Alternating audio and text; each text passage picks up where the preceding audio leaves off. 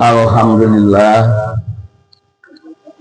alhamdulillahilladzi arsala rasulahu bil huda wa dinil haqq liyudhhirahu 'ala dini kullih walau karihal musyrikun.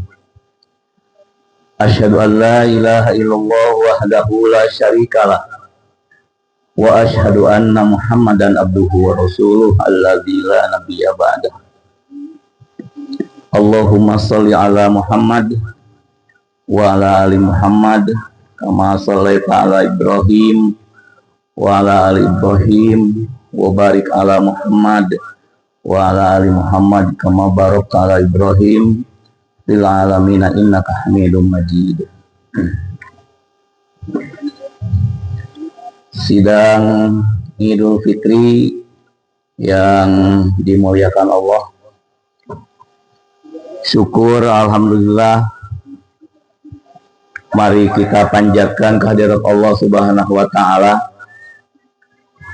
yang dalam kesempatan kali ini masih memberikan kepercayaan kepada kita untuk menikmati sisa usia kita di dalam suasana Idul Fitri yang membahagiakan kita semua. Setelah kita sebulan lamanya melaksanakan salah satu perintah Allah yang tersurat di dalam surat Al-Baqarah ayat 183, ya ayyuhalladzina amanu kutiba alaikumusiyam kama kutiba alal ladzina min qablikum la'allakum tattaqun. Ibu bapak hadirin sidang Idul Fitri yang berbahagia, hari ini di setiap penjuru dunia yang di sana ada umat muslim yang pada hari ini merayakan hari yang bersejarah, hari yang membuat mereka berlinang air mata, hari yang membuat mereka bergembira ria bersama keluarga. Kita yakin bahwa di segenap penjuru tanah air dan segenap penjuru dunia, sekalipun di negara yang sedang mengalami peperangan seperti Iran sekalipun, bahwa gema, takbir, tahlil, tahmid pasti berkumandang. Ini sebuah refleksi bahwa manusia pada intinya adalah makhluk yang tidak berdaya, yang harus dan wajib mengakui keagungan Allah Subhanahu wa taala. Hadirin rahimakumullah,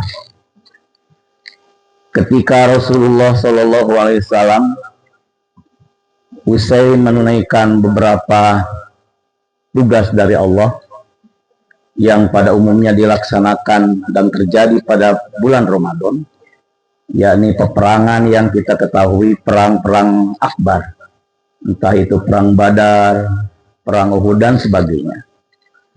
Maka ketika di akhir perang yang pernah dilalui oleh Rasulullah bersama para sahabat, suatu saat Rasulullah bersabda kepada para sahabatnya, sekalipun hadis ini masih diperdebatkan apakah sahih atau dhaif, akan tetapi ini banyak dikenang, banyak digunakan sebagai hujah atau sebagai keterangan oleh para ulama.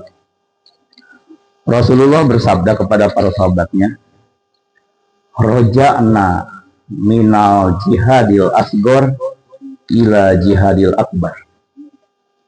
Kata Rasulullah kepada para sahabatnya, ya para sahabat, kita ini sebenarnya baru saja pulang dari jihad yang kecil menuju jihad yang sangat besar.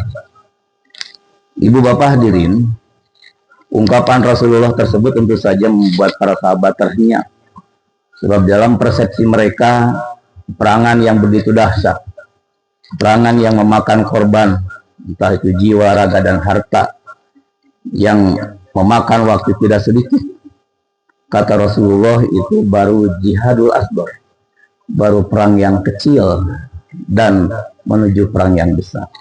Oleh sebab itu pantas para sahabat bertanya, ya Rasulullah, perang apa lagi, jihad apa lagi yang menurut Rasul itu adalah kita menghadapi jihad yang paling besar.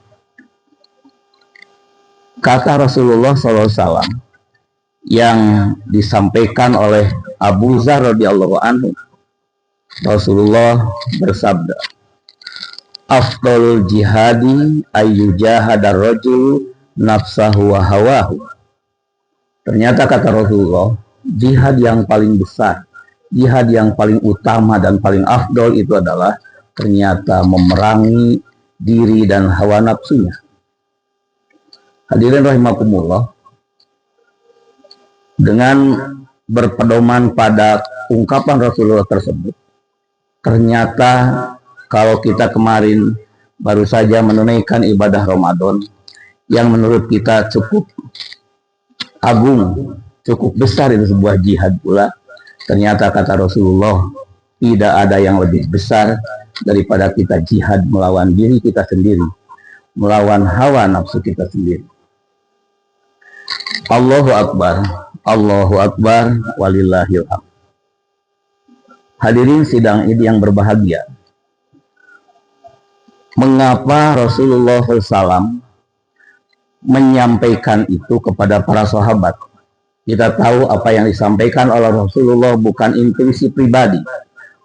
Sebab Rasulullah ketika bersabda, ketika berkata, "Wa ma yantiqu anil hawa in huwa illa wahyu yuha." Pasti Allah itu berdasarkan wahyu yang diterimanya. Hadirin rahimakumullah, informasi yang disampaikan oleh Rasulullah ini sebenarnya dapat kita yakini ketika kita membaca beberapa surat dan beberapa ayat Al-Quran yang ternyata itu merupakan tantangan terbesar bagi jiwa manusia. Mengapa demikian? Dalam beberapa ayat dan beberapa surat, paling tidak ada 7 sifat buruk manusia yang harus kita lawan, yang harus kita tundukkan, dan harus kita perangi. Ini yang dimaksud oleh Rasulullah, perang melawan diri sendiri. Kalau melawan musuh yang kasat mata itu sangat jelas, sangat secara fisikal kita bisa melihatnya. Tetapi melawan hawa nafsu ini sesuatu yang absurd, sesuatu yang tidak tampak, dan boleh jadi kita tidak sadar bahwa itu adalah musuh terbesar kita. Apa saja yang sifat yang buruk yang ada di dalam Al-Quran yang itu diyakini dan dimiliki oleh manusia dan harus kita perang? Yang pertama, manusia itu, hadirin rahimakumullah, adalah sifat sombong. Ini sifat buruk yang harus kita perangi. Sifat buruk yang harus kita hadapi dalam rangka jihadul akbar sebagaimana ungkapan Rasulullah. Di dalam surat Al-Isra ayat ke-83 Allah berfirman, "Wa idza an'amna 'alal insani a'rada wa na'a bijanibi." Hadirin rahimakumullah, ayat ini menyiratkan bahwa sifat manusia itu pada umumnya ketika mereka mendapat kesenangan, ketika mereka mendapat kemenangan, ketika mendapat keunggulan, mereka itu biasanya malah sombong. Mereka merasa bahwa keunggulan yang diraihnya, kemenangan yang diraihnya, atau apapun kesenangan yang pernah diraihnya, seakan-akan menafikan adanya intervensi Allah di sana. Seakan-akan keberhasilan manusia di dalam karir misalnya, keberhasilan manusia di dalam kesolehan misalnya, keberhasilan manusia di dalam bisnis misalnya, seakan-akan itu adalah hasil kehebatan dirinya. Seakan-akan hasil adalah kehebatan keluarganya, adalah hal yang sangat dilarang oleh Allah dalam surat ini, bahwa ketika manusia beroleh kesenangan, maka manusia itu sombong. Dan ini hadirin rahimakumullah, ada korelasinya. Mengapa kita harus menghindarkan sifat ini? Kita harus menyadari bahwa apapun yang kita raih adalah intervensi Allah. Kita tahu dalam surat An-Nasr, "Idza jaa nasrullahi wal fath." Ketika datang pertolongan Allah dan kemenangan, di sana menyiratkan bahwa setiap keberhasilan itu tidak lepas dari intervensi Allah. Tidak ada yang hebat kecuali Allah. Ketika kita berhasil di dalam karir misalnya, ketika kita berhasil di dalam rumah tangga misalnya, itu semata-mata ada idza jaa nasrullah. Jadi kita tidak boleh menepiskan keberadaan Allah yang dalam hal ini poin pertama yang menurut Rasulullah harus kita perangi, sifat sombong ketika kita mendapatkan kemenangan, ketika kita mendapatkan kesenangan, ketika kita mendapatkan kebahagiaan. Yang kedua, masih di dalam surat Al-Isra ayat ke-83, wa idza massahu syarru kana ya'usa. Sifat buruk manusia yang kedua ini tersurat pula di dalam surat Al-Isra adalah mudah berputus asa. Ini juga merupakan musuh besar di dalam kehidupan kita yang ada di dalam jiwa kita. Putus asa sering kita di dalam ungkapan-ungkapan klasik. Putus asa adalah dosa. Sebenarnya tidak salah kalau kita melihat pada kenyataan ayat ini.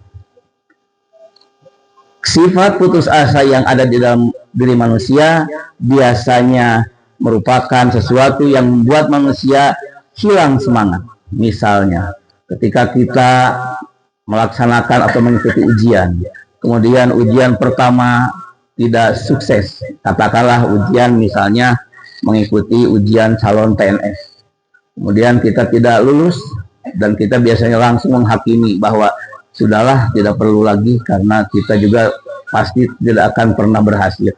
Ini putus asa yang harus kita lawan. Jadi yang kedua, sifat buruk manusia yang harus diperangi kata Rasulullah adalah sifat putus asa. Yang ketiga, sifat buruk manusia yang harus kita perangi menurut jihad akbar versi Rasulullah adalah, ini tersurat di dalam surat Ibrahim ayat ke-34, innal insana ladzalumun kafar. Manusia itu hadirin pada hakikatnya orang-orang yang bersyukur, akan tetapi karena godaan setan kita lupa bahwa innal insana, sesungguhnya manusia itu sangat zalim, ya.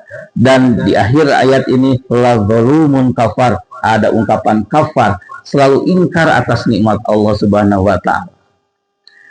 Secara korelatif sesungguhnya dengan wa idza an'amna 'alal insani a'rada wa na'a bijanibihi, ini ada korelasinya bahwa manusia itu selalu tidak bersyukur terhadap nikmat yang diberikan oleh Allah Subhanahu wa taala.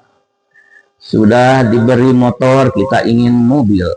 Kita punya mobil, ingin mobil yang lebih baik dan sebagainya. Terus saja yang tidak pernah berakhir. Ini adalah sebuah kondisi, sebuah karakter manusia yang menurut Rasulullah ini juga merupakan tantangan terbesar di dalam hidup kita. Pantas Allah memberikan sebuah statement di dalam Al-Quran, la in syakartum la azidannakum. Apabila Anda semua bersyukur, pasti kami akan memberikan tambahan nikmat kepadamu.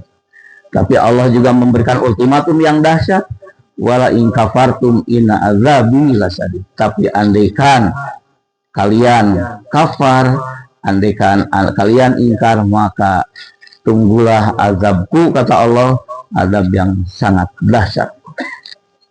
Jadi yang ketiga, jihad yang harus kita hadapi melawan diri kita sendiri adalah sifat ingkar, sifat tidak bersyukur terhadap nikmat Allah Subhanahu wa taala. Yang keempat, karakter jelek yang ada di dalam manusia yang harus kita perangi. Ini sebagaimana terungkap di dalam surat Al-Isra ayat 100 yang berbunyi wa kanal insanu qatura. Ayat ini memberikan warning bagi kita bahwa manusia itu terlahir dengan sifat kikir. Kikir dalam arti tidak selalu dipersepsikan dengan harta, dengan kebendaan, dengan natura, dengan sesuatu yang sangat kasat mata, tapi kikir juga bisa diartikan secara psikologis. Boleh kita kikir tidak pernah memberikan zakat, infak, tidak pernah bersedekah, itu juga kikir. Tapi ada hal yang lebih penting, bahwa kalau kikir ini hanya dipersepsikan dengan harta benda, berarti mereka yang tidak punya harta benda terhindar dari sifat ini. Padahal kikir itu sejatinya bukan hanya bersifat kebendaan. Kita biasanya kikir untuk memberikan senyum kepada orang lain. Kikir untuk memberikan sapaan kepada sesama. Kikir untuk memberikan maaf kepada orang yang bersalah. Seakan-akan kitalah pemilik segalanya. Ini juga harus dihindari. Jadi kikir yang hakiki itu sebenarnya bisa bersifat kebendaan, bisa juga non-kebendaan. Bisa bersifat konkret, bisa juga bersifat abstrak. Ini kata Rasulullah juga harus diperang. Ya. Yang kelima, sifat jelek manusia yang harus kita perangi menurut Rasulullah SAW ini juga terungkap di dalam surat Al-Kahfi ayat ke-54. Firman Allah di dalam surat ini adalah wa kanal insanu aktsara syai'in jadala. Ini yang harus kita sadari dan yakin kita percaya karena ini ada di dalam diri kita. Ustaz Ali kemarin di dalam khutbah Jumatnya mengatakan bahwa kita ini biasanya tidak sabaran. Berdoa berpuluh-puluh kali tapi belum juga dikabul. Putus asa. Bersuudon kepada Allah. Bening Allah pilih kasih. Saya berdoa sudah beratus-ratus kali ternyata tidak pernah lihat. Apalagi doa yang kita panjatkan hanya sesaat.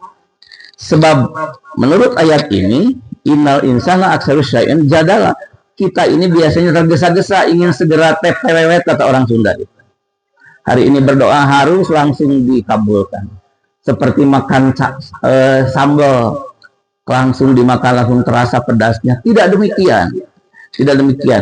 Ini juga penyakit yang buruk yang harus kita perangi. Ketergesa-gesaan itu ternyata jelek, Ibu Bapak hadirin rahimakumullah. Jadi ini harus kita perangi.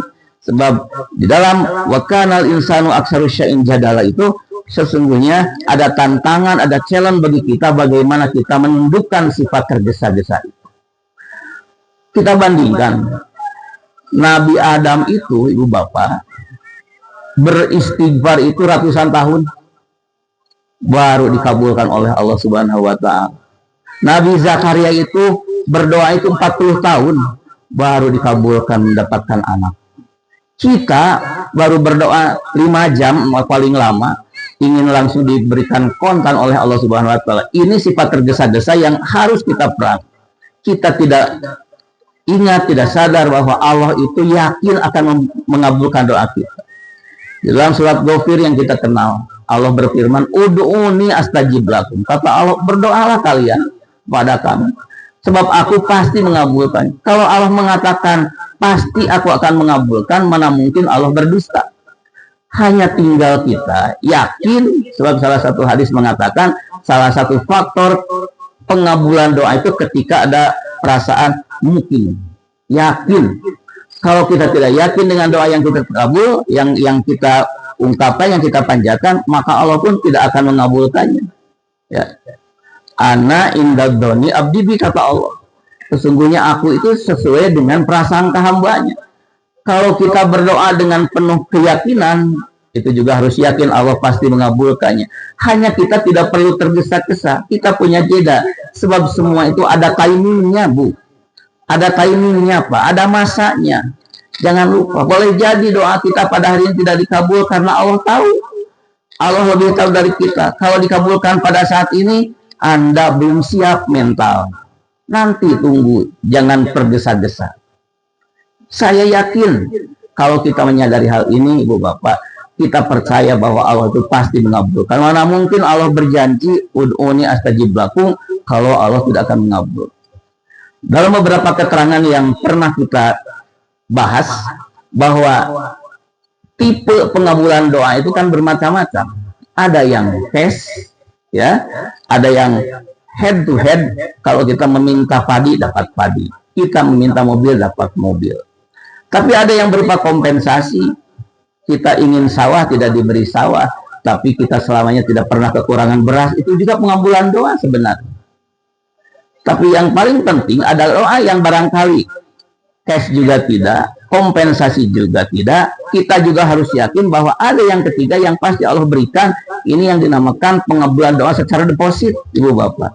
ditabung, barangkali nanti di akhirat kita mendapatkan pengabulan doa. Misalnya kita ingin anak kita soleh, ternyata di dunia kebahagiaan, kesolehan, jangan berputus asa, jangan tergesa-gesa. Boleh jadi Allah memberikannya nanti ketika kita terus berusaha untuk tidak berputus asa, tidak tergesa-gesa, tidak bersujud kepada Allah. Kata Allah, nanti boleh jadi kamu itu akan menikmati itu. Boleh jadi ketika nanti setelah ada yaumul jaza wal hisab. Jadi kita harus yakin bahwa semuanya itu pasti. Jadi interpretasi dari astajib lakum itu bisa langsung tes, bisa juga diganti, tapi juga bisa ditabung untuk hari esok, yaitu di yaumil jaza wal hisab. Jadi ibu bapak yang saya hormati, maka sifat tergesa-gesa ini jangan kita pelihara, tapi sebaiknya harus kita perangi, harus kita tundukkan. Yang kelima,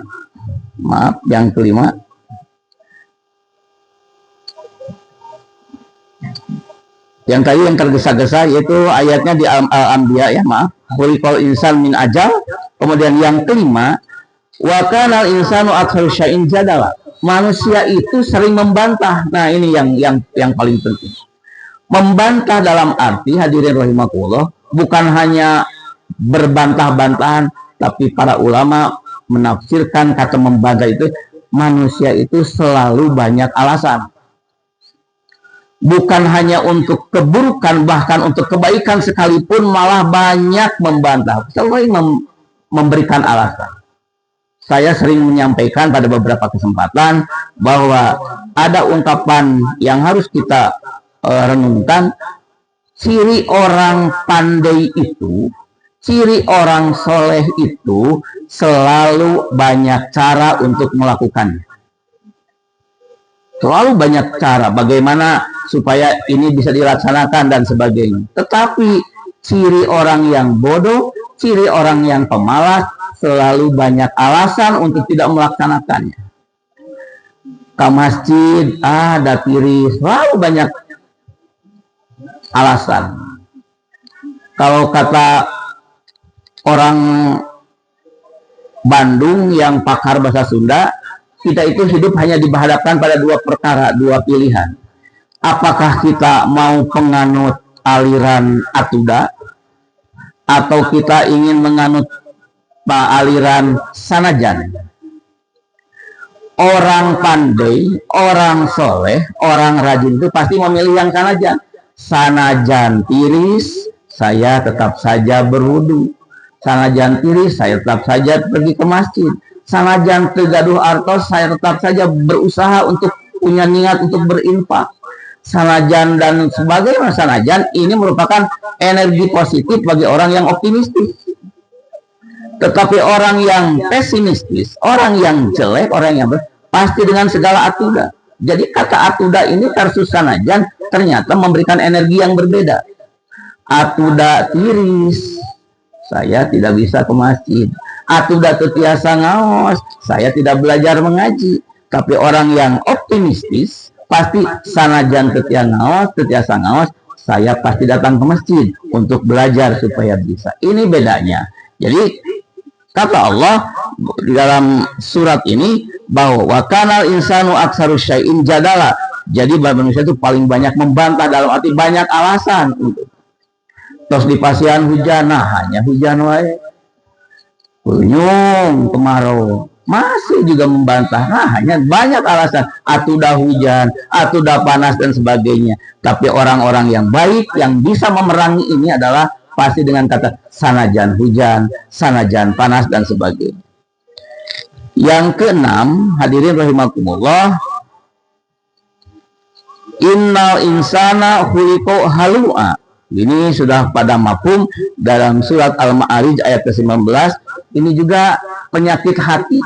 Hadirin, kita ini biasanya paling sering mengeluh, ya, paling mengeluh.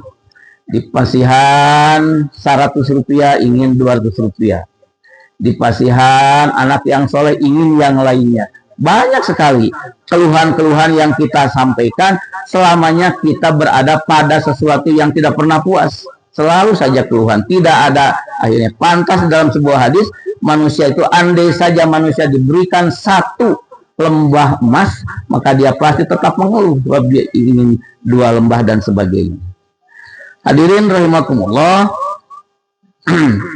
beberapa sifat yang tadi saya sampaikan, sekali lagi kata Rasulullah, ini adalah jihad yang harus kita hadapi, apalagi kita sekarang punya momentum setelah bulan Ramadan. Jadi Ramadan yang kemarin kita lewati 1 bulan ini sejatinya adalah sebuah training, sebuah latihan untuk kita bagaimana kita mengembalikan energi positif kita di dalam diri kita, memerangi, menundukkan, dan menaklukkan sifat-sifat buruk yang tadi saya sebutkan di dalam Al-Quran, sebagaimana yang telah kita simak bersama. Hadirin rahimakumullah, kalau demikian bagaimana kira-kira cara kita menundukkan sifat-sifat jelek itu? Dari berbagai literatur, maka paling tidak ada 2 hal yang dapat kita lakukan. Yang pertama, perang melawan sifat buruk manusia itu adalah berusaha memperbaiki diri. Ini ada sebuah spirit dalam diri kita, bagaimana kita memperbaiki diri dengan dari hal-hal yang jelek yang seperti kita simak tadi. Ada sebuah hadis yang paling populer, kita berada pada 3 pilihan, pada 3 opsi. Yang pertama, man kana yaumu khairan min amsihi fahuwa robihun. Siapa orang yang pada hari ini lebih baik dari hari kemarin, maka dia adalah tergolong orang-orang yang beruntung. Yang kedua, wa man kana yaumuhu misla amsihi fahuwa ma'bun. Siapa orang yang pada hari ini sama, semisal dengan hari kemarin, dia sesungguhnya rugi. Tapi tentu saja kita tidak berharap wa man kana yaumu syarrum min amsihi wa huwa mal'un. Siapa orang yang hari ini lebih jelek dari hari kemarin, siapa orang yang pada Ramadan ini lebih jelek dari Ramadan kemarin, maka kita tergolong orang-orang yang celaka. Na'udzubillahi min dzalik. Itu yang pertama. Ibu bapak hadirin rahimakumullah, hadis yang tadi melahirkan suatu konsep perbaikan diri dan peningkatan kualitas hidup. Ya. Untuk apa? Untuk selalu berusaha menjadi pribadi yang lebih baik, ya. Dan kemudian mengajarkan kepada kita bagaimana pentingnya introspeksi. Sudah baikkah apa yang kita lakukan kemarin? Apakah sebulan penuh kita itu meraih derajat la'alakum tattaqun?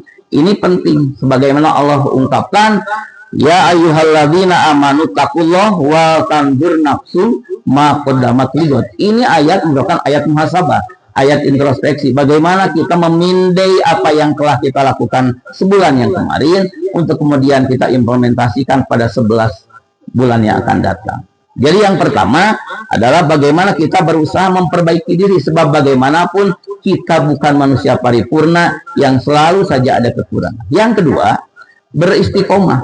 Hadirin rahimakumullah, dalam beberapa keterangan, ayat yang paling berat diterima oleh Rasulullah adalah ayat tentang istiqomah. Salah satunya yang terungkap di dalam surat Hud ayat ke-112, fastaqim kama umirta wa man taba ba'aka wa la taqghaw innahu bima ta'maluna basir. Ibu bapak hadirin rahimakumullah, ayat ini sekali lagi menyiratkan bahwa bagaimana seseorang itu bukan hanya bertakwa, bukan hanya beriman, tapi ada lanjutan dari takwa dan iman adalah istiqomah, adalah konsistensi. Ini penting. Pantas saja saking pentingnya di dalam sebuah ayat yang lain, orang yang beristiqomah bukan hanya beriman dan bertakwa, ya. Innalladzina qalu rabbunallah summastaqamu. Orang yang mengatakan Rob saya itu, Rob aku itu adalah Allah, tapi dia summastaqamu, maka Allah akan memberikan reward kepada mereka adalah tatanazzalu alaihimul malaikat. Allah menurunkan malaikat untuk kemudian malaikat itu memberikan sebuah rasa kegembiraan. Jangan bersedih, jangan gelisah, jangan takut. Wa absyiru bil jannat, maka Anda itu sudah diberi oleh Allah akan mendapatkan surga sebagaimana surga yang telah dijanjikan oleh Allah. Ini sebagai timbal balik dari Allah kepada orang yang bukan hanya beriman, bukan hanya bertakwa, tapi istiqomah. Secara implikatif, ibu bapak hadirin Allah, mana istiqomah yang dapat kita terapkan? Sebulan penuh kita bangun pukul 3 malam. Pukul 3 malam pada bulan Ramadan terasa kesiangan. Ya, sholat berjamaah juga sudah rutin. Andai saja itu menjadi bagian dari implementasi asar dari kegiatan Ramadan, maka istiqomah itu di sana. Kalau kemarin kita pukul 3 subuh merasa kesiangan, biasanya orang mah sawal dan seterusnya mah jam 4 asa subuh teuing. Ini artinya tidak istiqomah. Ya, kalau kemarin kita senang berbagi, malah pada sawal mah asal bar dibikin kabatur, ini tidak istiqomah. Kalau selama Ramadan masjid itu penuh, malah bulan Ramadan tidak penuh, itu artinya tidak istiqomah. Makanya pantas istiqomah itu merupakan perintah yang berat menurut Rasulullah SAW. Dan pantas berat karena rewardnya pun, privilege dari Allah itu luar biasa hebat. Itu tanazzalu alaihim, dirawu di pangku ku malaikat anu istiqomah manalika pupusna ge ibu bapak hadirin rahimakumullah. Allahu akbar walillahil hamd. Hadirin rahimakumullah, itulah hal yang dapat saya sampaikan pada Idul Fitri yang sekarang. Mudah-mudahan kita tergolong umat yang pertama yang berusaha untuk bisa memperbaiki diri dari kelemahan menjadi kekuatan, dari kelalaian menjadi semangat, dari tidak konsisten jadi konsisten. Yang kedua, mudah-mudahan kita menjadi orang yang selamanya istiqomah dengan apa yang kita lakukan sebagai asar dari pelatihan kita selama bulan suci Ramadan. Akhirnya mari kita berdoa bersama-sama, doa yang mudah-mudahan ini juga menjadi energi bagi kita. Allahumma la taj'alhu akhirul ahdi min siyamina iyyah. Ya Allah, janganlah engkau jadikan bulan Ramadan ini sebagai bulan yang terakhir, bulan Ramadan terakhir di dalam hidupku. Tapi kita juga tidak bisa menampik ibu bapak hadirin, andai kata Allah juga menjadikan Ramadan ini Ramadan yang terakhir, tapi kita akan meminta kepada Allah, fa in ja'altahu faj'alni marhum. Andai saja Ramadan yang kemarin ini adalah Ramadan yang terakhir bagi kita, mudah-mudahan Allah memberikan rahmat, memberikan kasih sayang, dan kita tergolong orang-orang yang farhatun inda fikrihi wa farhatun inda liqa'i rabbihi. Bahagia ketika berbuka dan bahagia ketika bertemu dengan Rabbnya nanti. Kita juga memohon wala taj'alni mahruman. Allah, mudah-mudahan engkau tidak menjadikan Ramadan yang kemarin, kalau saja itu yang terakhir, menjadi azab bagi kita. Ramadan yang jadi rugi kepada kita. Hadirin rahimakumullah, sekali lagi apa yang kita lakukan selama bulan Ramadan mudah-mudahan menjadi energi positif bagi kita untuk melaksanakan kebaikan-kebaikan di bulan-bulan berikutnya. Karena Ramadan kemarin hanya berupa training, hanya berupa latihan. Perang yang sesungguhnya yang pertama adalah setelah bulan Ramadan 11 bulan berikutnya. Dan yang paling penting, perang yang paling akbar menurut Rasulullah adalah ketika kita melawan hawa nafsu. Dalam salah satu surat di dalam Al-Quran, wanhan nafsa anil hawa fa innal jannata hiyal ma'wa. Siapa orang bisa menahan hawa nafsu, maka pasti dia akan didudukkan di neraka, di jannahnya, di surganya Allah Subhanahu wa taala. Mudah-mudahan kita semua tergolong orang yang menjadi penghuni surga karena kita bisa nahan nafsa anil hawa. Sekian, terima kasih. Mohon maaf atas segala kealpaan. Kita akhiri dengan Rabbana atina fid dunya hasanah wa fil akhirati hasanah wa qina adzabannar. Akhirul kalam. Assalamualaikum warahmatullahi wabarakatuh.